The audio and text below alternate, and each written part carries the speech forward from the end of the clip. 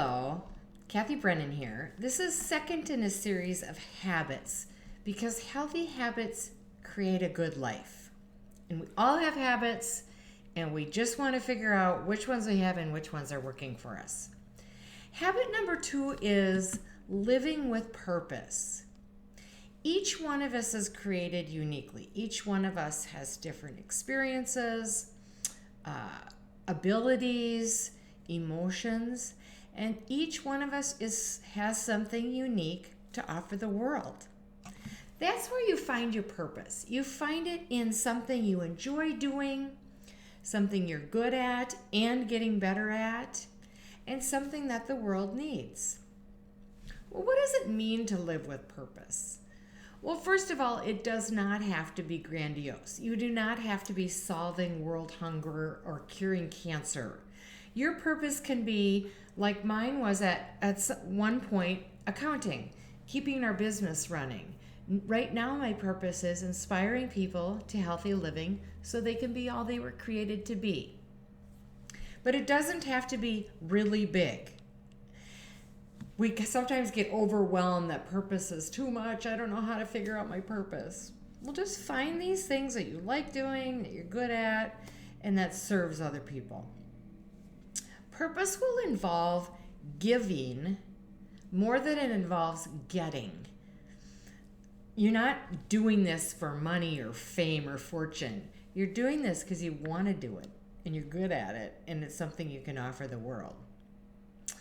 Our purpose always creates positive actions and attitudes.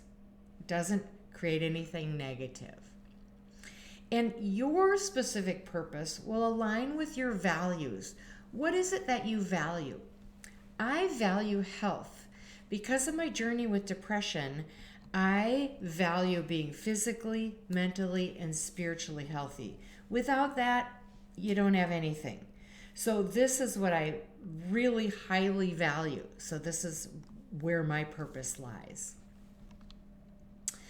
In a book I recently read called Tattoos on the Heart by Father Greg Boyle, he talks about the work he's done over the last, I think, 20 years or more with gang members in Los Angeles. And he starts by helping them remove tattoos. Many of them want to remove their tattoos. He's provided jobs. He just does all of this work with a really a population that doesn't have much opportunity. He's done this for years, and this is his purpose. It doesn't mean it's easy, but it means that's something he wants to do and he's called to do and he's obviously very good at. He's had very many successes among failures, and it's okay to have failures along with your successes in your purpose. None of us are going to do something, start it, and just do it well for the rest of our lives. It's going to be up a little bit up and a little bit down. Your purpose will be involved with why. You will know exactly why you do it.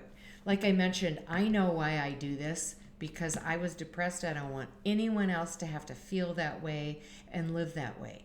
I am all about helping people be physically, mentally, and spiritually healthy. So why would we live with purpose? Well, it brings us a lot of meaning and fulfillment. And that is such a great way to live, to see meaning in what you're doing and feel fulfilled with it. It also serves others. It serves the world. And when we're all operating in our purpose, it just makes the world a better place. And it is the easiest way to live. If this is what you're created for, and this is what you're passionate about, and this is what you're good at, well, that's an easy way to live. You wouldn't want to do anything else. So how are you going to find your purpose? Well, I started back in the day when I was doing accounting and tax work. I started volunteering in the community doing tax returns for people. And that really helped me understand I like this, I'm good at it, and people need it. So at that point, that was my purpose. So volunteer, work on a work with some nonprofit and see if those skills that you have and that you're good at, if that's something that you really enjoy. When you're doing your purpose, again, it will always be positive. There will always be positive thoughts, positive actions, positive behaviors. It's never, it will never be something that will destroy someone else or have a negative effect. And your purpose will align with your values, what you value. I value health so much now because I know what it is to not have mental health, to not have physical health, to not have spiritual health. So those are something I value so much because I know what it is to not have them. And when you're looking at your purpose, go ahead and acknowledge what strengths you have. We all have them. Don't be shy about them. Don't hide them under a bush. Make sure you use your strengths. You're for sure going to get better at them. We all can continue to get better and better at what we're doing. But you might have a strength, and just don't be shy about it. Work on it and use it. And feel that passion. Back in the day, I loved doing those tax returns for people. Right now, I love talking about these habits because I know that they work. I know they work. I'm very passionate about that. And when you're doing your purpose, living with purpose, you're going to have to let go of fear. So here I am with a YouTube channel and talking on Facebook and putting my face in front of people. I had to let go of fear because I know that I can be judged, but I'm just so sure that this works and know that when people grab their good habits, they're going to have a good life. So you might need to let go of fear. One thing that I did back in 2015 was I did a vision board. And that talks about what you want to do in the future and what you value and stuff. And you put together pictures and you put some thought into it. That visioning exercise was really helpful for me. It helped me understand how much I like to write, which is something I didn't really acknowledge or know before that.